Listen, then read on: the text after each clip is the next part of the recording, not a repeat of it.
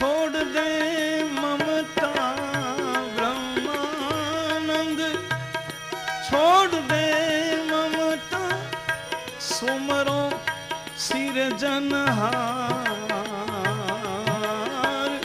સુમરો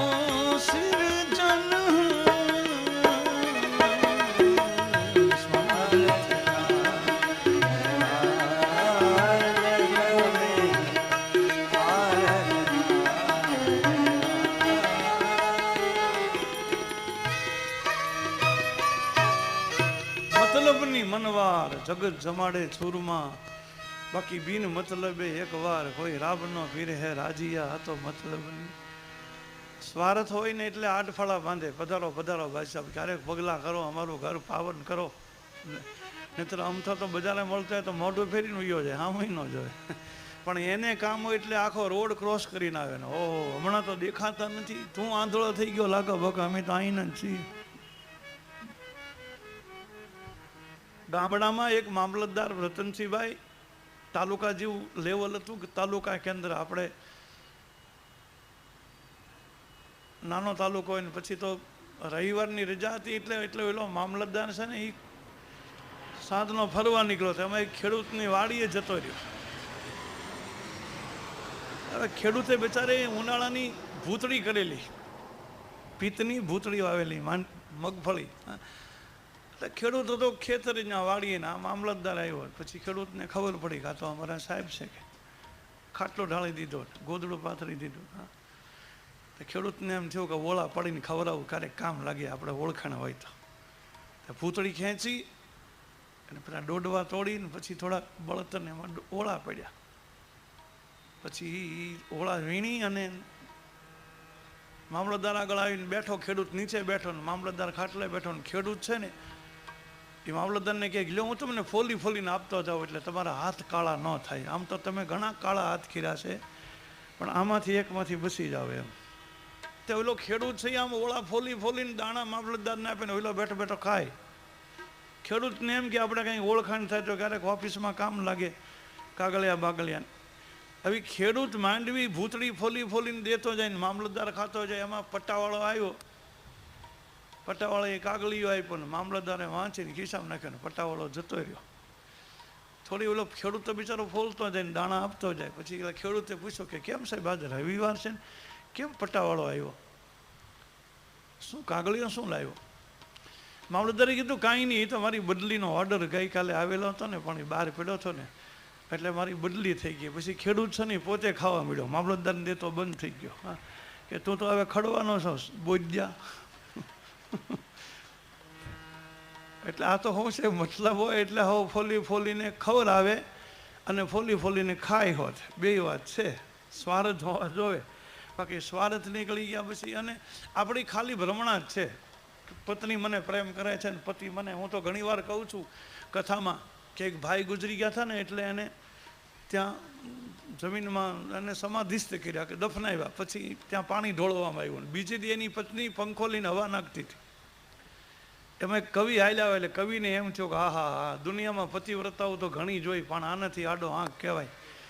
જીવતા બધી સેવા કરે પણ ગુજરી ગયા પછી પંખાની હવા નાખે, તો મરી ગયા પછી આ સેવા કરે તો જીવતા તો કેટલી કરી હશે ને. કવિ જઈની બેનને પગે લાગ્યા કે મેં તો ઘણી પતિવ્રતા નારીના ઇતિહાસો જોયા પણ તમારાથી તો બસ તમે તો શિખર કહેવા હોય. આ તમે એટલી બધી સેવા, તમારા પતિ તો કે અમારા પતિ ગઈકાલે જ ગુજરી ગયા, તો કે અહીં પંખાથી હવા નાખું છું.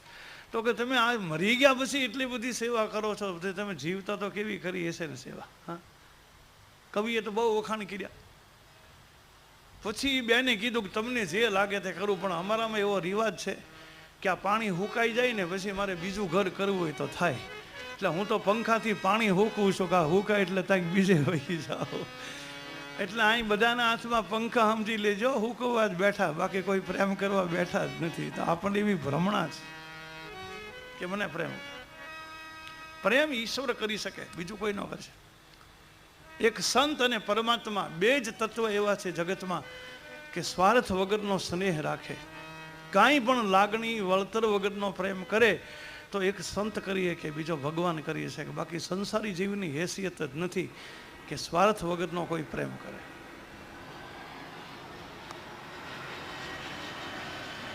આપણે માની લીધું છે. હાથી જળકીડા કરે છે, હાથણીઓ પર પાણી નાખે ને પછી પેલો જૂડ છે હાથીને પકડે છે. હવે શરૂઆતમાં તો હાથીને એમ કે કંઈક ઝાડવાનું મૂળિયું બોળિયું પગમાં અટવાનો હશે ને હું બળવાન છું, મને તોડી નાખતા હું લાગે.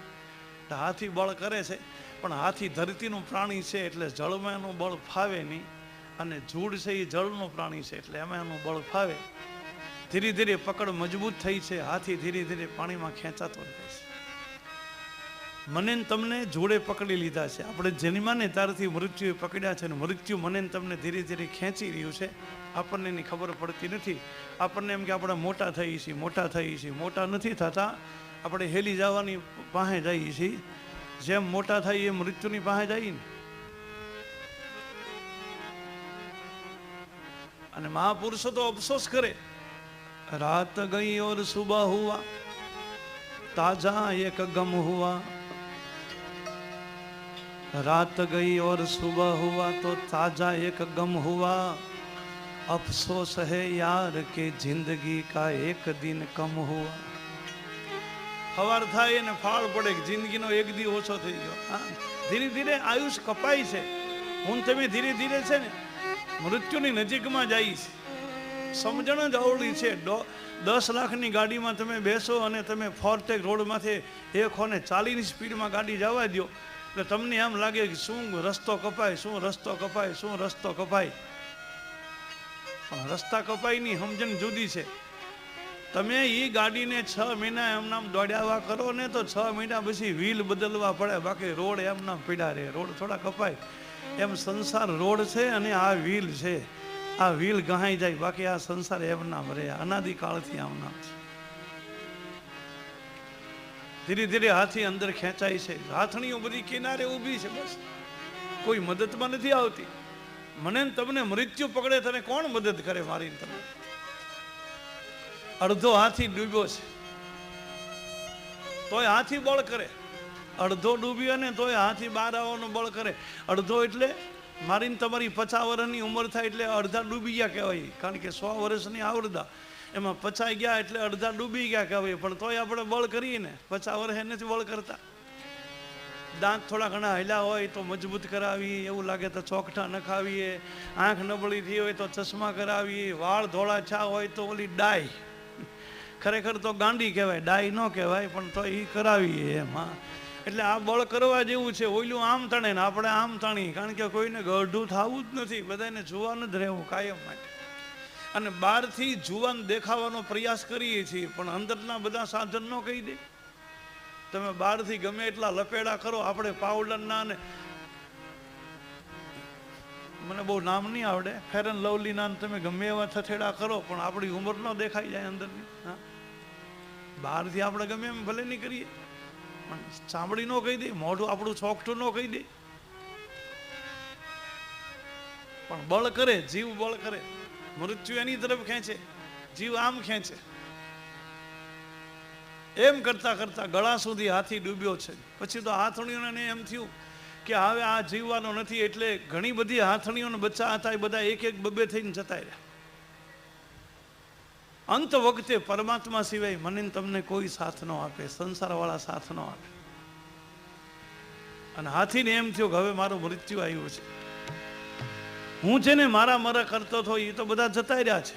ઓ હૃદય તે તો ભલા કેવો સતાવ્યો છે મને. બેફામ બરકત વિરાણી. ઓ હૃદય તે તો ભલા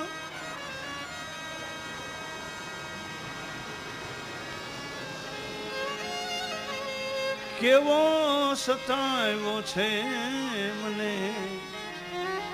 જે નથી મારા બન્યા એનો બનાવ્યો તે મને.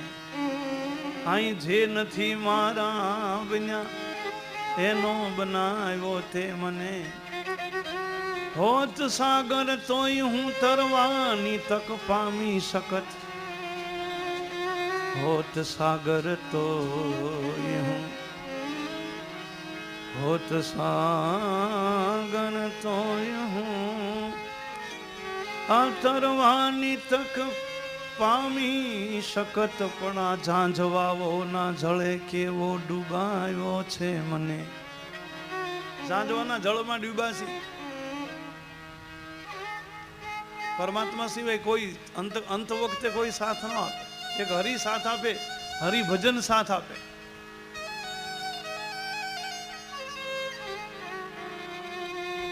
આ જમાનો એ મારા જીવનનું હીર ખેંચે છે કે દુશાસન જેવી રીતે દ્રૌપદીના ચીર ખેંચે છે.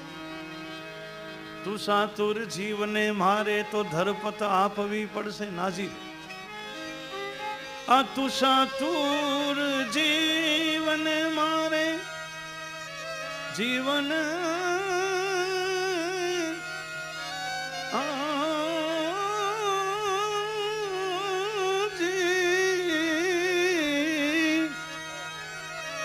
તુષાતુર જીવને મારે તો ધરપત આપવી પડશે કે હું જાણું છું મને આ ઝાંઝવાના નીર ખેંચે છે. જમાનો એમ મારા જીવનનો હીર ખેંચે છે. કહો હું જાઉં કાશીએ કે નાઝીર જાઉં મક્કાએ. કહો હું જાઉં કાશીએ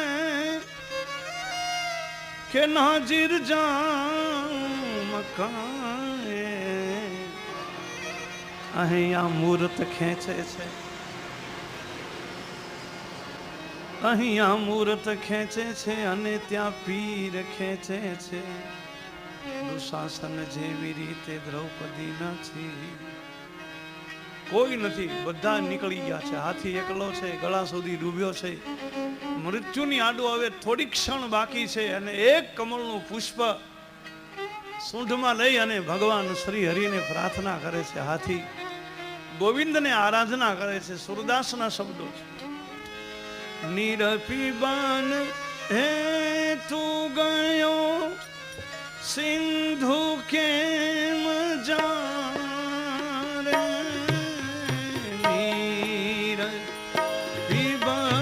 હે તું ગયો સિંધુ કેમ જારે. સિંધુ બીચ બસત ગાન. સિંધુ બીચ બસત ગાન. ચરણ ગ્રહી પછારે. સિંધુ બીચ બસત ગાન. ચરણ ગ્રહી પછારે. હે ગોવિંદ હે ગોપાલ અબ તો જીવન ધારે. હે ગોવિંદ હે ગોપાલ હે ગોવિંદ હે ગોપાલ અબ તો જીવન હારે. હે ગોવિંદ હે ગોપાલ.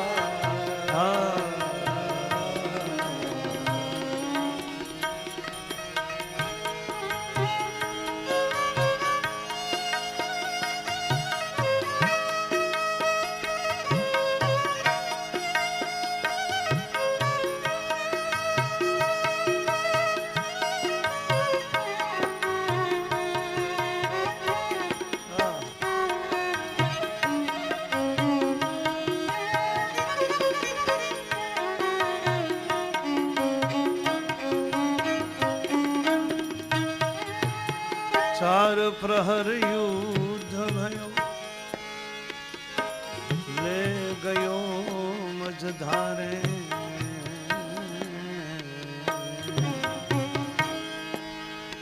ચાર પ્રહર યુદ્ધ ભયો ચાર પ્રહર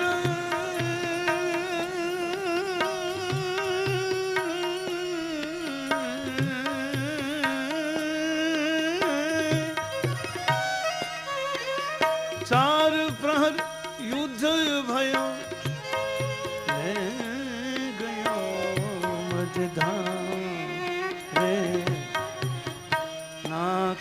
કાન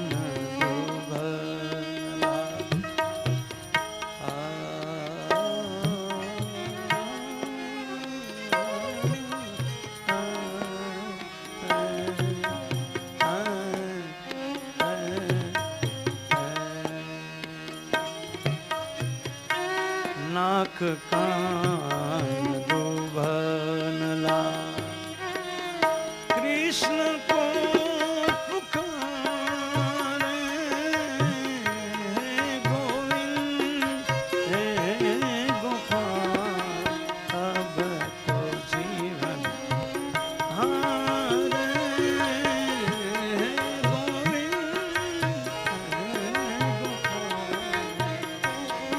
આર્તનાદ કર્યો છે ભગવાન વૈકુંઠમાં. ભાવ પહોંચી ગયો છે, ભાષા તો ન પહોંચે. પરમાત્મા તો ભાવગ્રાહી છે. પ્રેમ મૂંગો હોય છે, પ્રેમ બોલતો નથી હોતો, પણ પ્રેમમાં સમજદારી ઘણી છે, શબ્દ નથી. એટલે પ્રેમ સંજ્ઞામાં સમજે, ખાલી ભાવમાં સમજાય છે. આર્તનાદ પહોંચ્યો છે. ભગવાન વિષ્ણુ તરત તૈયાર થયા. ગરુડજી આગળ ઉપર માથે સવારી કરીને ભગવાન પિતાંબરી પડી ગઈ, ચાંખડી ન પહેરી. ગરુડજીને કીધું જલ્દી ઉડો, આજ મારો ભક્ત ભીડમાં છે, તમારી જેટલી શક્ય એટલી ગતિથી ઉડો. ગરુડજીને અભિમાન કે મારા સિવાય હરિને લઈ કોણ જાય. ગરુડજીએ કીધું જવાય છે ધીરે ધીરે. ભગવાન કે ધીરે ધીરે નહીં, આજ જલ્દી ઉડો, જેટલું ઉડી શકો એટલું તેજીથી ઉડો. તોય ગરુડજીએ કીધું કે ધીરે ધીરે જવાય છે. ભગવાને 2-3 વાર કીધું કે મેં તમને કોઈ દી ગતિથી ઉડવાનું નથી કીધું, આજ હું તમને કહું છું મારે જલ્દી પહોંચવું પડે એમ છે, મારો ભક્ત ભીડમાં છે ને તમે શક્ય એટલી તમામ ગતિથી તમે ઉડો.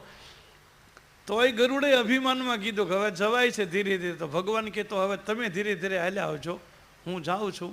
અને ગરુડનો ત્યાગ કરી અને ભગવાન એ જે ગતિથી આવ્યા, હાથીને ઉગારવા માટે જેટલી ગતિ ભગવાને વાપરી એટલી ગતિ કોઈ ભગવાન માટે વાપરી નથી. અને આ ચરિત્રથી પરમાત્માનું હરિનામ પીડ્યું, નહીતર હરિનામ નહોતું. વિષ્ણુ સહસ્ત્રમાં ભગવાનના 1000 નામ છે, પણ હરિનામ આ ગજેન્દ્ર મોક્ષની કથા વખતે પીડ્યું. હરિ એટલે આમ તો અંગ્રેજીમાં હરિઅપ, હરિઅપ HURRIUP, હા, એકદમ અર્જન્ટ, તાત્કાલિક.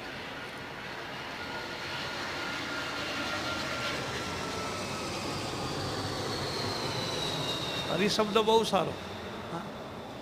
સંકટમાં આવી જાય, મૂંઝાઈ જાય, કંઈ રસ્તો ન મળે તો હરિહરિના જાપ કરવા.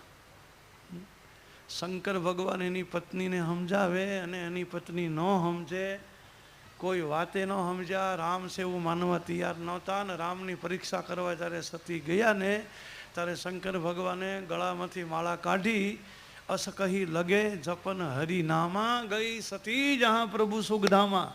તારે શંકર હરિહરિનો જાપ કરે. તકલીફમાં આવી ગયા હતા. એક બાજુ ઈષ્ટદેવ રામ છે, એક બાજુ સતી છે, અને ઘણું સમજાવ્યા. સૈમમ ઈષ્ટદેવ રઘુવીરા, જાહી જપત સદા મની ધીરા, જાસુ કથા કૌ ભજ ઋષિ ગાઈ, ભક્તિ જાસુ મેં મુનિ સુહાઈ, મુનિ ધીર જોગી સિદ્ધ સંતદ, બિમલ મલ જહી જાવહી, કહી નેત નિગમ પુરાણ આગમ, જાસુ કીર્તિ ગાવહી, સોઈ રામ વ્યાપક બ્રહ્મ ભુવન, નિકાય પતિ માયા ધની, અવતર હું અપને ભગત તંત્ર નિતર રઘુકુલ મણી, પણ ઉર ન લાગો ઉપદેશ જજપે કહે શિવ બાર બહુ. સતીને ઉપદેશ ના લાગ્યો, ના માયના સતી, ન જ માયના. અને છેલ્લે રામની પરીક્ષા કરવા કે હું પરીક્ષા કરી આવું, રામ બ્રહ્મ છે કે રાજકુમાર. હવે આવી પોઝિશન આવી ગઈ. હવે શંકર ભગવાનથી ન ઈષ્ટદેવને જતા કરાય, ન પત્નીને જતી કરાય. ધર્મ સંકટમાં ફસાયા. અને ત્યારે શંકર ભગવાને એમ કીધું કે તો તમે જઈ આવો, હું વડલા નીચે બેઠો છું, તમે આવો ત્યાં સુધી. અને સતી ગયા, અને શંકર વડલા નીચે બેસી અને ગળામાંથી માળા કાઢીને એ વખતે હરિહરિનો જાપ જપે. અસ કહી લગે જપન હરિનામા, ગઈ સતી જહાં પ્રભુ સુખતા. એટલે ક્યારેક એવી પોઝિશન આવી જાય. હા, ઘણા સંસારમાં તો ઘણી બધી ઘટનાઓ બને ને, એટલે ઘણીવાર આપણે મૂંઝાઈ જઈએ, કોઈ રસ્તો ન લઈ શકીએ, કંઈ આપણને સૂઝે નહીં. એટલે બીજું કાંઈ ન કરવું, દોડાદોડી કરવી, અથીરા ન થઈ જવું, શાંતિથી બેસી અને એક માળા હરિહરિની કરવી. હરિહરિની માળા કરશો ને એટલે અંદરથી તમને રસ્તો મળી જાય. રસ્તો દેખાડો વાળો અંદર બેઠો છે. હાલતા ચાલતા ચાલતા ઠેસ વાગે અથવા તો છીંક આવે, બગાસું આવે, અથવા કોઈ એવા સમાચાર આપણને આપી દે, આમ આપણે આમ ઘણીવાર લાગી આવે આપણને આઘાતજનક, તો 3 વાર હરિયે નમઃ હરિયે નમઃ હરિયે નમઃ બોલવું. છીંક આવે તોય બોલવું, બગાસું આવે તોય બોલવું, ઠેસ આવી જાય હાલતા હાલતા તોય બોલવું. 3 વખત હરિયે નમઃ હરિયે નમઃ હરિયે નમઃ બોલો એટલે બધા પાપનો નાશ થઈ જાય. આ શાસ્ત્ર સૂત્ર છે. ભગવાન દોડ્યા છે, એક ક્ષણમાં ભગવાન વિષ્ણુ આવ્યા છે, સુદર્શન ચક્રથી ગ્રાહનો વેધ કર્યો છે, જૂડનો ઉદ્ધાર કર્યો. એ ગંધર્વ હતો અને હાથીને ભગવાને પોતાનો પાર્ષદ બનાવ્યો અને ભગવાન એને વૈકુંઠમાં લઈ ગયા છે. તો સુખદેવજી મહારાજ પરીક્ષિત રાજાને આ કથાથી એમ સમજાવે કે પરમાત્મા હાથીને ઉગાડવા માટે પણ આવે, પરમાત્મા બિડાડીના બાળને બચાવવા આવે, ભગવાન ટીટોળાના ઈંડાને બચાવે. જીવ ગમે તે યોનિનો હોય પણ દરેક જીવને પરમાત્મા મળી શકે છે. ભગવાનનું જે ભજન કરે, જે હરિનું સ્મરણ કરે એની પીડા પરમાત્મા હરી શકે છે. હરિ બોલ હરિ બોલ હરિ હરિ બોલ હરિ બોલ હરિ બોલ. 2-5 મિનિટ ભાવથી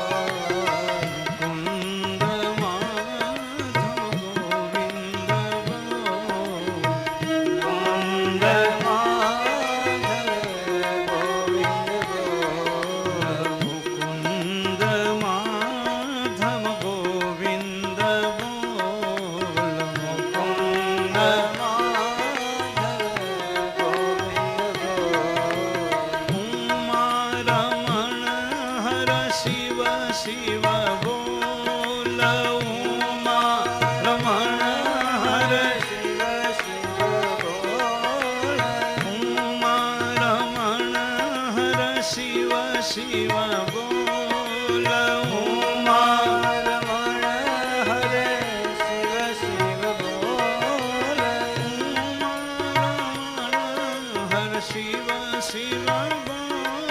ઉમા રમણ હરે શિવ શિવ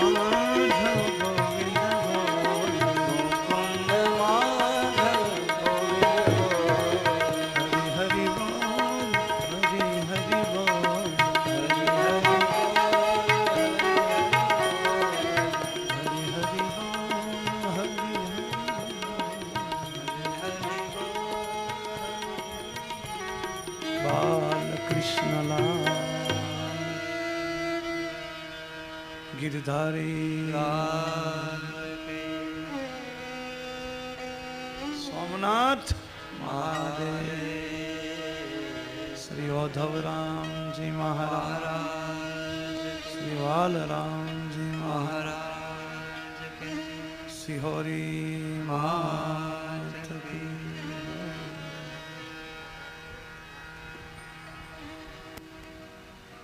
પછી દેવ અને દાનવના સંઘર્ષની કથા લાવે છે. દેવો અને દાનવો આપસમાં ઝઘડા કરે. થોડીક વાર છે દાદા, તૈયાર છે ને? વાંધો નહીં, હા હા ભલે ભલે, હું કહીશ હમણાં. દેવો અને દાનવો એક જ પિતાના બે સંતાનો પણ આપસમાં ઝઘડા કરે. ક્યારેક દેવતા જીતે, ક્યારેક દાનવ જીતે. એટલે બંને એવું નક્કી કર્યું કે સમુદ્ર મંથન કરી અને અમૃત કાઢીએ ને પછી અમૃત પી જઈએ એટલે કોઈને મરવું ન પડે. આ નિર્ણય કર્યો. સુમેરુ પર્વતને રવિયો બનાવી, વાસુકી નાગનું નેત્ર બનાવી અને સમુદ્ર હલવવાનું નક્કી કર્યું. દેવો ને દાનવો પર્વતને લાવ્યા છે.